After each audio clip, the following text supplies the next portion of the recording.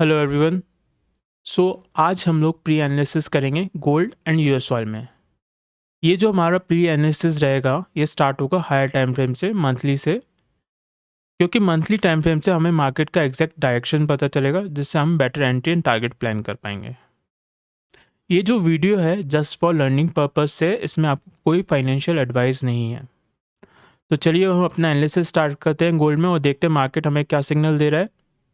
तो मंथली का time frame में मार्केट जो देखें तो कंसिक्यूटिवली 3 मंथ से मार्केट बुलिश कैंडल फॉर्मेशन कर रहा है। अभी करंटली मंथली टाइम फ्रेम में हमारे पास कोई नैरेटिव नहीं है जहाँ से हम लोग ट्रेड का प्लान करें।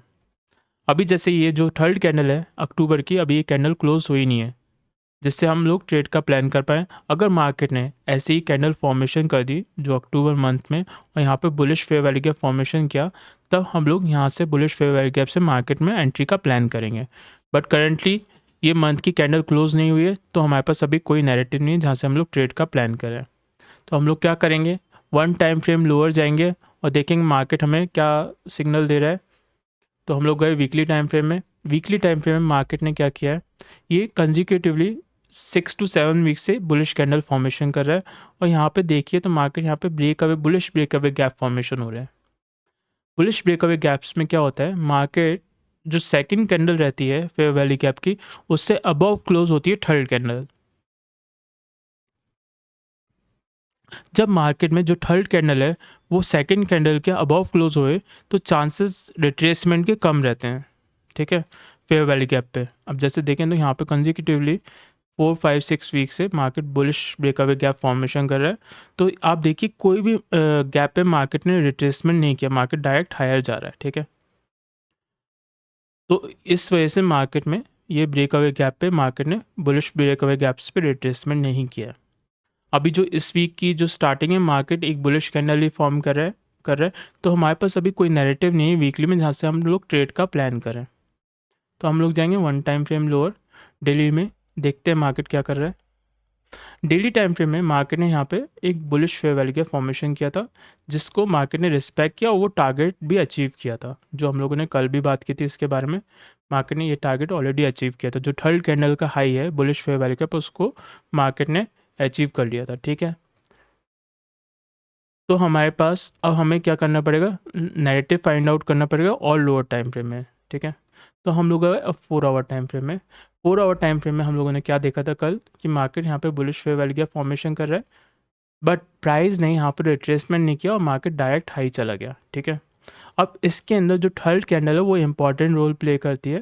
अगर थर्ड कैंडल को आप देखें तो ये कैंडल जो फॉर्मेशन हुई है एक बुलिश रिस्पेक्ट कैंडल हुई है। बुलिश रिस्पेक्ट कैंडल में भी ये वर्क करती है ब्रेकअवे गैप की तरह। अब इसको आप अगर जो ये बुलिश रिस्पेक्ट कैंडल है जैसे ये जो फॉर्म हुई है, अगर आप इसको लोअर टाइम फ्रेम में रीड करेंगे तो आपको एग्जैक्टली समझ में आएगा। तो मार्केट ने क्या किया होगा इसके अंदर हम समझते हैं। मार्केट ने यहाँ पे bearish fair value gaps formation किए होंगे और फिर मार्केट ने ये स्विंग लेवल लगा के bullish fair value gaps formation किए होंगे। ठीक है, तो इसमें क्या हुआ होगा, मार्केट जो ये बेरिश फेयर वैल्यू गैप बना था उसको डिसरिस्पेक्ट कर दिया और मार्केट ने यहाँ पे bullish fair value gap formation किया। ठीक है, और इसको रिस्पेक्ट किया। तो इस तरीके से ये रहती है बुलिश रिस्पेक्ट कैंडल। ठीक है, अगर आप जैसे ये 4 आवर टाइम फ्रेम में हम लोग इसको मार्क कर लेते हैं, लाइन लगा देते हैं और देखते हैं लोअर टाइम फ्रेम में मार्केट ने क्या किया है। जैसे मैंने यहाँ पे लाइन लगा दी, ये जो कैंडल स्टार्टिंग है कितने बजे से, 10:30 पे है। ठीक है, तो हम लोग 5 मिनट में गए और देखते हैं मार्केट ने क्या किया होगा, तो उससे एग्जैक्टली हमें समझ में आएगा। तो ये जो 10:30 की कैंडल थी, जैसे मार्केट ने यहाँ पे बेरिश फेयर वैल्यू का फॉर्मेशन किया। अब बट ये जो बेरिश फेयर वैल्यू गैप थे ये डिसरिस्पेक्ट हुए और मार्केट ने क्या किया, अपोजिट साइड्स पे फेयर वैल्यू के फॉर्मेशन चालू कर दिया।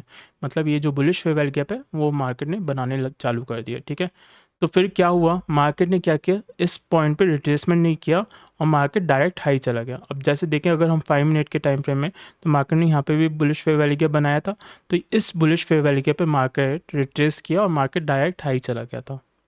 तो ये जो 4 आवर टाइम फ्रेम का हमारा फेयर वैल्यू गैप था, इस रीज़न से मार्केट ने इस पॉइंट पे रिट्रेसमेंट नहीं किया, इस फेयर वैल्यू गैप पे 3877 पे जो हमारा एंट्री पॉइंट था यहाँ पे रिट्रेसमेंट नहीं किया, मार्केट डायरेक्ट हाई चला गया। ठीक है, अब हम लोग देखते हैं यहाँ पे 4 आवर टाइम फ्रेम में हमें कोई और नैरेटिव दिख रहा है क्या जहाँ से हम लोग ट्रेड का प्लान कर पाए। तो ये जो 4 आवर टाइम फ्रेम में एक बार फिर से सेम कंडीशन अप्लाई हुई है यहाँ पे भी। जैसे ये जो थर्ड कैंडल है ये बुलिश रिस्पेक्ट कैंडल भी है और ये ब्रेकअवे गैप भी है, बुलिश ब्रेकअवे गैप भी है। तो इसलिए मार्केट ने क्या किया, रिट्रेसमेंट नहीं किया फेयर वैल्यू गैप पे, मार्केट डायरेक्ट हाई चला गया। ठीक है, तो इसलिए हम लोग को क्या करना पड़ेगा, अब लोअर टाइम फ्रेम में जाना पड़ेगा और नैरेटिव फाइंड आउट करना पड़ेगा जिससे हम लोग ट्रेड का प्लान कर पाएँ। तो हम लोग गए अभी 1 आवर टाइम फ्रेम में। 1 आवर टाइम फ्रेम में हम लोग क्या देख रहे हैं, मार्केट यहाँ पे कोई फेयर वैल्यू का फॉर्मेशन नहीं कर रहा। जैसे यहाँ पे देखें तो मार्केट ने कोई बुलिश फेयर वैल्यू का फॉर्मेशन नहीं किया। अभी जैसे जो ये फर्स्ट कैंडल का हाई है और थर्ड कैंडल का लो है वो एक दूसरे के साथ ओवरलैप कर रहे हैं यहाँ पे। ठीक है, तो यहाँ पे फेयर वैल्यू गैप नहीं है।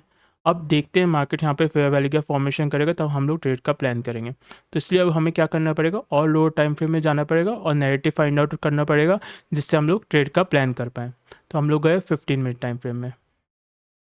15 मिनट टाइम फ्रेम में मार्केट ने क्या किया, यहाँ पे एक bullish fair value gap formation किया और इस बुलिश फेयर वैल्यू गैप को रिस्पेक्ट करके मार्केट ने ये जो टारगेट था स्विंग हाई का उसको ऑलरेडी अचीव कर लिया है। ठीक है, अब हमारे पास 15 मिनट टाइम फ्रेम में एक और नैरेटिव है जिससे मार्केट में ऊपर जा सकता है। ठीक है, अभी करंटली मार्केट यहाँ पे एक bullish fair value gap formation किया है और मार्केट इसके अंदर है। ठीक है, अगर मार्केट में ये जो 15 मिनट की जो कैंडल है वो बुलिश जो फर्स्ट कैंडल है वो क्लोज हुई और मार्केट ने जो सेकंड कैंडल बनाई वो इस रिजेक्शन हाई की ऊपर क्लोजिंग दे दी, तो हम लोगों का ट्रेंड फिर से बुलिश का इंटैक्ट रहेगा, हम लोग टारगेट ऊपर का प्लान कर सकते हैं।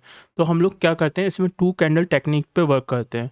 जो फर्स्ट कैंडल है वो रिस्पेक्ट हुई, सेकंड कैंडल भी रिस्पेक्ट करनी चाहिए। ठीक है, तो फर्स्ट कैंडल के हाई को रिस्पेक्ट करेगी अगर सेकंड कैंडल, तो हम लोग बुलिश की ट्रेड का प्लान करेंगे।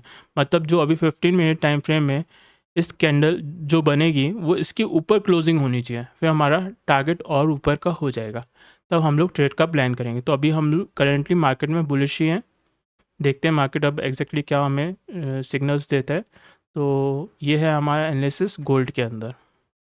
अब हम लोग एनालिसिस करते हैं यूएस ऑयल के अंदर।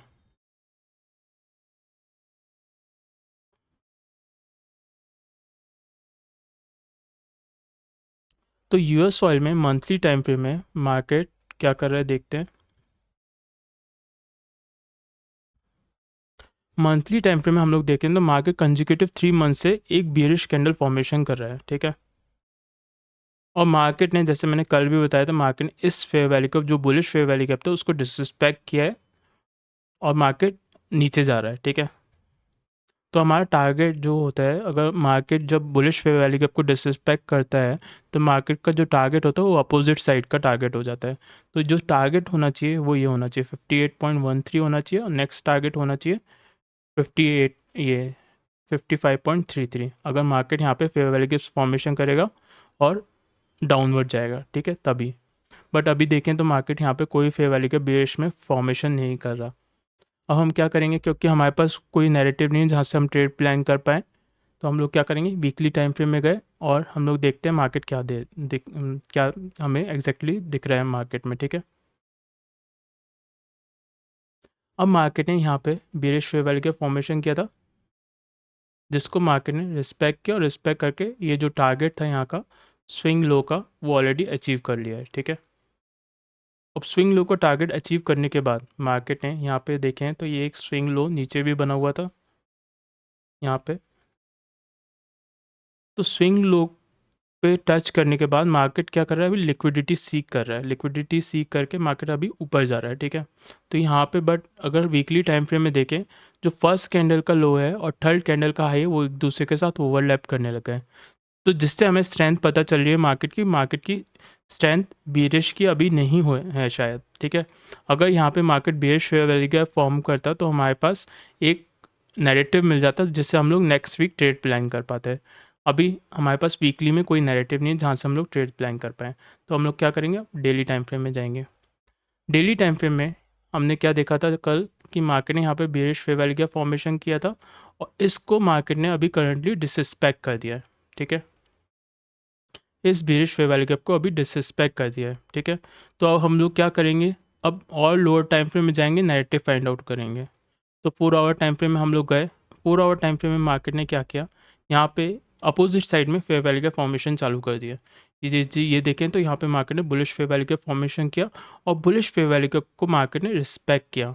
तो जो फर्स्ट कॉन्टेक्स्ट टारगेट था स्विंग हाई का वो ऑलरेडी अचीव हो चुका है, ठीक है, 4 आवर टाइम फ्रेम के हिसाब से। अब हमें क्या करना पड़ेगा, क्योंकि मार्केट ने जो 4 आवर टाइम फ्रेम का ऑलरेडी कॉन्टेक्स्ट टारगेट ले लिया है, तो हम लोगों को अब और लोअर टाइम फ्रेम में जाना पड़ेगा और नैरेटिव फाइंड आउट करना पड़ेगा जहाँ से हम लोग ट्रेड का प्लान कर पाएँ। तो हम लोग अब गए 1 आवर टाइम फ्रेम में। 1 आवर टाइम फ्रेम में हम लोग क्या देख रहे हैं, मार्केट में सारी चीज़ें हटा देता हूँ अभी। तो 1 आवर टाइम फ्रेम में हमारे पास क्या है, यहाँ पे एक बेरिश फेयर वैल्यू का फॉर्मेशन हुआ। बेरिश फेयर वैल्यू गैप को 2 कैंडल टेक्निक के थ्रू मार्केट ने रिस्पेक्ट किया बेरिश ट्रेंड को, ठीक है, और मार्केट जो है ये स्विंग लो है, स्विंग लो के पास जा रहा है, ठीक है। ये स्विंग लो था जिसमें मिडिल कैंडल है वो लो है compare to left and right candle से, और मार्केट ने ये स्विंग लो का टारगेट अचीव कर लिया 1 आवर टाइम फ्रेम के हिसाब से, ठीक है। ये जो 2 कैंडल टेक्निक भी है, मार्केट में क्या हुआ, फर्स्ट कैंडल डिसरिस्पेक्ट हो रही थी, सेकंड कैंडल ने मार्केट में लिक्विडिटी सीक की और लिक्विडिटी सीक करके मार्केट नीचे चला गया, ठीक है। ये जो है स्विंग लो का टारगेट ऑलरेडी अचीव हो चुका है। तो हमें क्या करना पड़ेगा, और लोअर टाइम फ्रेम में जाना पड़ेगा और नैरेटिव फाइंड आउट करना पड़ेगा। अब हम गए मार्केट में 5 मिनट टाइम फ्रेम में, 15 मिनट टाइम फ्रेम में। 15 मिनट टाइम फ्रेम में अगर मार्केट यहाँ पे बेरिश फेयर वैल्यू का फॉर्मेशन करता है तो हम लोग यहाँ से ट्रेड का प्लान करेंगे। यहाँ पे हम लोग 2 कैंडल टेक्निक पे ही लेंगे। जो फर्स्ट कैंडल है मार्केट इस बेरिश फेयर वैल्यू गैप को रिस्पेक्ट करे, सेकंड कैंडल है जो बनेगी वो फर्स्ट कैंडल को रिस्पेक्ट करके, यानी जो रिजेक्शन लो के नीचे क्लोजिंग करें। तो हम लोग टारगेट प्लान करेंगे और डाउन साइड का, ठीक है। अब देखेंगे जैसे ये स्विंग लो का हमारा टारगेट हो जाएगा और उसके बाद मार्केट में कौन सा स्विंग लो बनेगा वो हमारा टारगेट होगा, ठीक है। तो ये नेक्स्ट स्विंग लो है 60.67 का, वो हमारा टारगेट हो जाएगा, ठीक है। अगर मार्केट ने यहाँ पे बेरिश फेयर वैल्यू का फॉर्मेशन किया तो अभी करंटली मार्केट 15 मिनट के टाइम फ्रेम में ये जो कैंडल है ये फॉर्मेशन हो रही है। ये कैंडल क्लोज होगी, ये स्टार्ट हुई है 20:30 पे, ठीक है, 8:30 पे स्टार्ट हुई है, ये 8:45 पे क्लोज होगी। उसके बेस पे फिर हम लोग एंट्री का प्लान करेंगे यहाँ पे, ठीक है। तो ये है हमारा analysis US oil and gold के अंदर। तो अभी तक के लिए इतना ही, फिर अब कल मिलते हैं और देखते हैं मार्केट गोल्ड और यूएस ऑयल में क्या हमें सिग्नल्स दे रहा है, ठीक है। Thank you so much.